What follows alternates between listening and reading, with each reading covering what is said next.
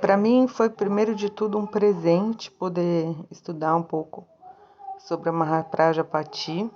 É, Tem coincidências da vida dela com a minha muito interessantes, né? E isso bom, além de sermos mulheres, eu também sou mãe adotiva do meu sobrinho por parte de mãe, né, dele. E então foi muito interessante poder ler sobre a história dela, me identificando em alguns momentos. E queria dizer também que eu comecei por um caminho bem, até de propósito, né? Olhando no Google, depois olhando em alguns sites que eu sabia que poderia ter, como no blog da Monja Coen, né? Que eu, enfim, tinha algumas referências lá que dava para chegar pelo Google, outras que eu fucei lá dentro. E Wikipedia, essas coisas. Realmente em todos os lugares, assim, praticamente sem exceção, a gente não vê muito mais do que a história primeira, né? E mais resumida de quem ela foi em relação a, né? Então, de quem ela foi em relação ao Siddhartha, a Buda, e a irmã dela. Então, somente com uma busca um pouco mais aprofundada é que eu fui entendendo tanto o motivo de não ter tantos registros, quanto também sobre os registros que existem, as histórias que existem, como elas são um pouco construídas, né?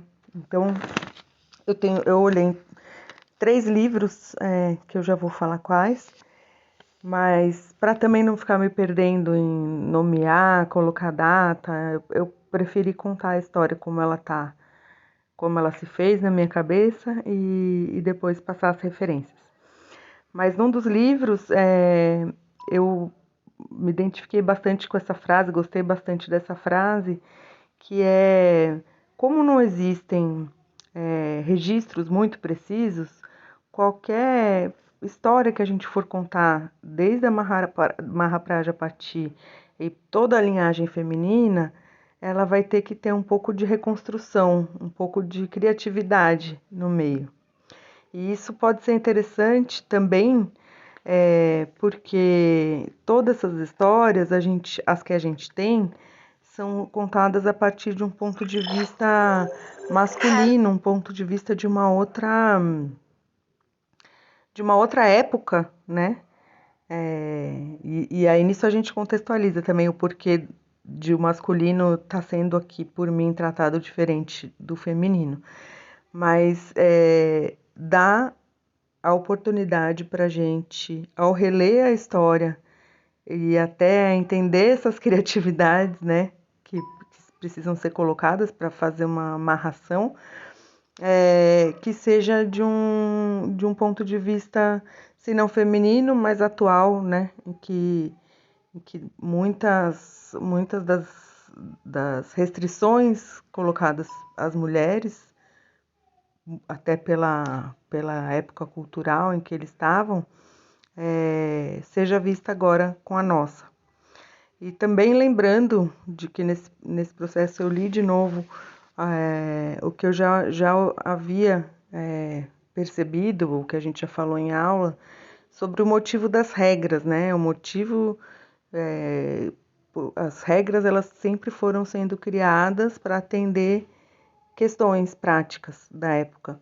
Então também não basta a gente se focar nas regras em si, mas sim entender qual era a questão que aquela regra estava querendo atender, né? Então, quando a Mahaprajapati pede para partir junto com Siddhartha, com Buda, ele diz não, logo antes da partida, né? E nesse momento eu acho que são 2 vezes que ele nega. Mas aí se coloca um ponto interessante do porquê que ele disse não, né? Tanto nessa vez quanto depois. A gente tem que contextualizar, então, quem era o Siddhartha Gautama, né? Quem era o Buda? Ele era, ao mesmo tempo, o príncipe que foi criado naquele castelo com todas as regras e onde a mulher se encaixava naquelas regras. Ele também era o sobrinho e filho, né, porque ele nutria um carinho grande e uma sensação de proteção com a Mahaprajapati. E ele também era o mestre, que também precisava lutar para que o budismo fosse adiante. Tem uma parte que até no final de um dos livros que eu vi, e que ele, quando a Mahaprajapati pede para que ele retirasse, isso já, né, depois dela ter sido ordenada, já lá no fim da vida dela, ela pede para que ele retirasse uma das restrições que ele tinha colocado para as mulheres poderem ser ordenadas. E essa restrição era que as mulheres sempre deviam fazer reverência aos homens, e não importa qual foi. Inclusive, ficou para mim uma dúvida, eu não entendi a resposta final dele, mas de qualquer maneira, ele teria comentado com Ananda que agora o budismo ia durar menos tempo do que duraria, porque as mulheres passariam também a seguir o caminho, e isso faria com que a população diminuísse e assim por diante. Então, nesse contexto que ele disse os nãos, né? Eu acho que isso precisa ser levado em conta. E uma outra coisa também que me fez pensar é que essas negativas, desde a primeira, né, de quando eles estavam em casa ainda, e depois quando elas já tinham seguido, percorrido o caminho e se juntado em número e se sentado ali em frente, meio que num movimento social mesmo, talvez ele, como mestre, tenha fizesse parte do ensinamento dele, deixar que isso acontecesse, né? Porque era preciso de um movimento mesmo, né? De uma revolução ali, para que as mulheres pudessem segui-lo. E acho que talvez se ele dissesse sim, simplesmente, isso não ia ter se formado com tanta força, né? E voltando um pouco a uma coisa que eu deixei solta, sobre por que não havia tantos registros, era uma questão mesmo de que as mulheres elas não eram consideradas nesse lugar de fala, de mestre, né? Então você não vê, tem muito pouco, tem uma compilação de poemas e outros diálogos que, pelo que eu entendi, são reconstruídos. Então, de documentação mesmo tem muito pouco, e não só dela, né? A partir daí, até recente mesmo, não tinha muito registro do que de discursos, de falas das mulheres. Então, a gente precisa ficar com essas reconstruções e muito com o exemplo, né?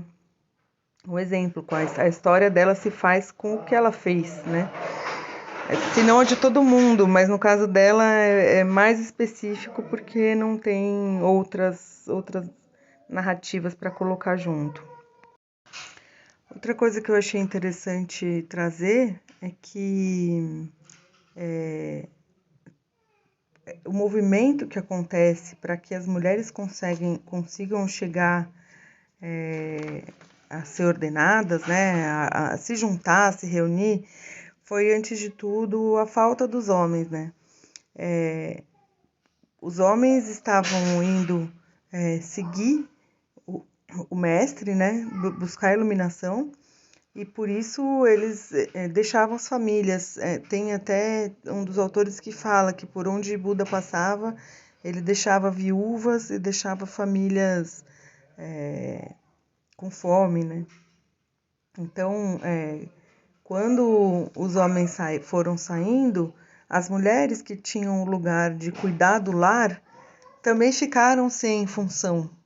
Então, eu acho que ocorreu toda uma, uma revisão mesmo nos formatos ali, para quem pudesse seguir e buscar iluminação. E depois disso, né, depois da Mahaprajapati, de tudo que aconteceu, que foi muito bonito, né? As imagens, quando a gente imagina, enfim, tantas mulheres enfrentando a situação atual do momento, mas dizendo, tanto quanto vocês, nós queremos nos iluminar, a gente quer buscar o caminho da iluminação.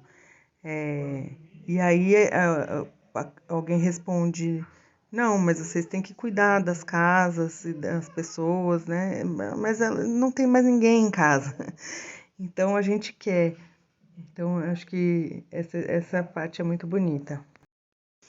E aí, como eu disse, a partir dela começa então uma linhagem de mulheres. Porém, isso fica perdido, né, por um tempo. E aí eu já passei para o livro onde fala das mulheres na Soto Zen, né? E aí eu fui encontrar que o mestre Dogen foi quem disse: We must all, male and female alike, profoundly respect Buddhist teachings and we must not argue over male and femaleness. Então nós todos, homens e mulheres, tanto quanto o outro, devemos profundamente respeitar os ensinamentos budistas e por isso a gente não deve discutir sobre feminismo ou machismo, eu não sei como traduzir isso, male and femaleness, ou ser mulher ou ser homem. Então, o Dogen, a partir do mestre Dogen, isso pelo menos na nossa escola, passa por um avanço, digamos, muito embora as autoras todas que eu pude ler seguem falando disso como sempre uma evolução, sempre precisam pedir mais um pouco.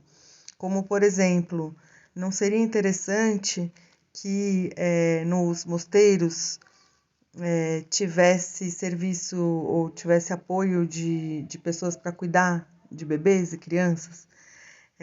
E aí eu estou gravando isso justamente com o apoio do meu irmão aqui para poder cuidar do meu bebê enquanto eu gravo, né? Não vou poder estar, mas enquanto eu gravo. Então isso também me fez pensar que é isso, não podia ter tido história melhor para eu estudar e espero ter compartilhado um pouco e já vou recomendar os livros aqui.